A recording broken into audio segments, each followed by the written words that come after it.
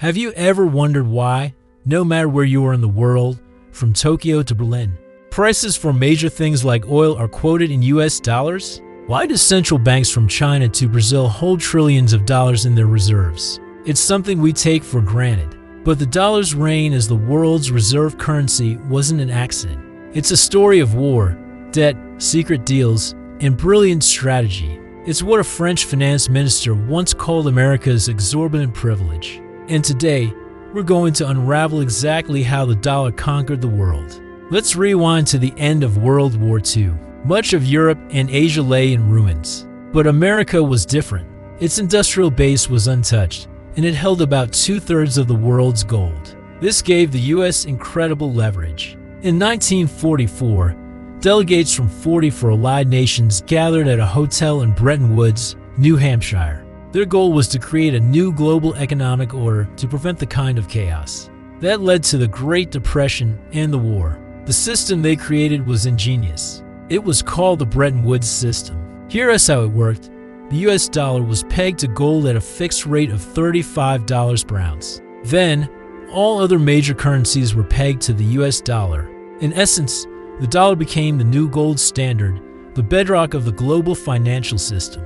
This wasn't just an economic decision, it was a geopolitical one. By providing a stable currency for international trade, the US was effectively underwriting global recovery and creating what became known as the Pax Americana, or the American peace.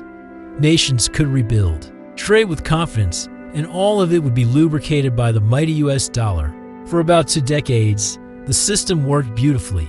Global trade boomed, economies recovered, and the world entered an era of unprecedented prosperity. The dollar was as good as gold, literally. But then, cracks began to show. By the 1960s, America was spending massively.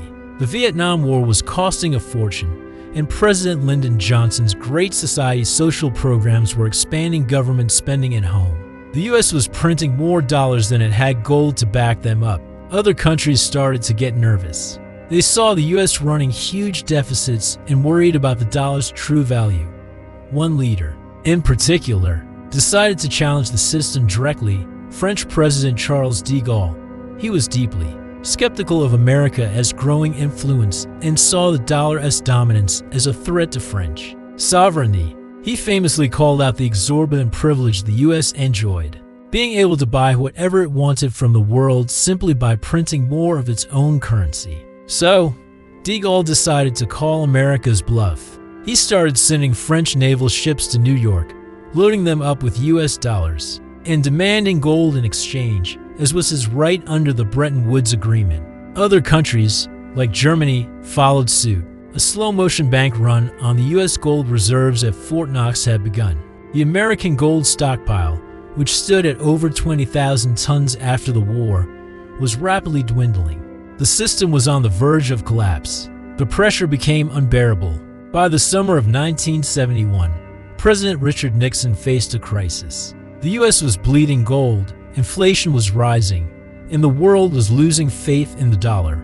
On August 15, 1971, Nixon appeared on television and made a shocking announcement. He was unilaterally severing the US dollar's link to gold. This event, known as the Nixon shock, effectively destroyed the Bretton Woods system overnight.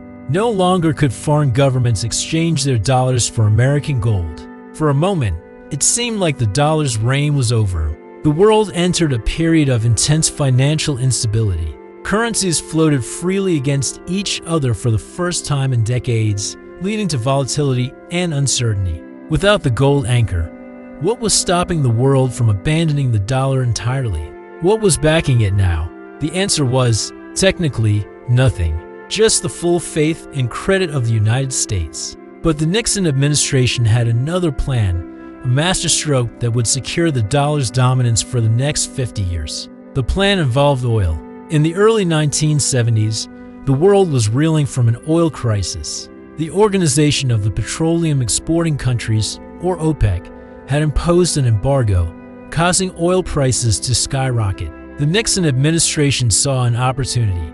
They entered into a series of secret negotiations, primarily with the most powerful member of OPEC, Saudi Arabia. The deal they struck was simple but revolutionary. The US would offer military protection, weapons, and a guarantee of security for the Saudi royal family. In return, Saudi Arabia would agree to price all of its oil exports exclusively in US dollars. And crucially, they would invest their excess oil profits, their petrodollars, back into US government debt securities. Other OPEC nations soon followed suit. This was the birth of the petrodollar system. It was brilliant.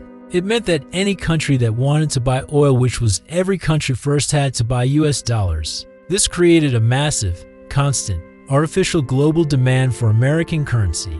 It didn't matter that the dollar wasn't backed by gold anymore. It was now backed by oil, the lifeblood of the modern industrial world. The dollar had found a new anchor, and its position as the world's reserve currency was not just saved, it was supercharged. With the petrodollar system firmly in place, America's exorbitant privilege went into overdrive. Think about it.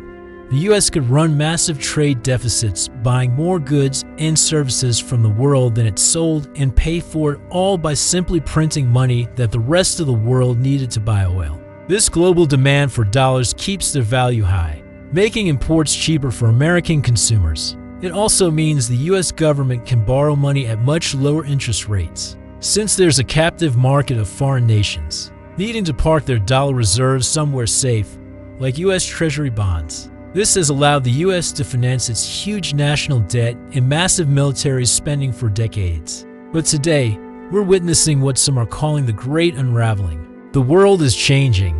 The US share of the global economy is shrinking, while countries like China and India are rising. Major players are actively seeking alternatives to the dollar. Russia, China, and other nations are increasingly trading in their own currencies, bypassing the dollar system entirely.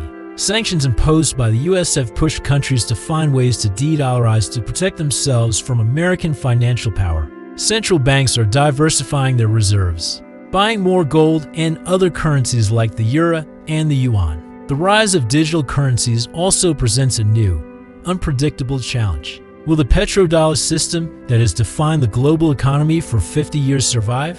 Or are we at the beginning of a new, multipolar currency world? No one knows for sure, but the foundations of the dollar's empire are facing their biggest test yet.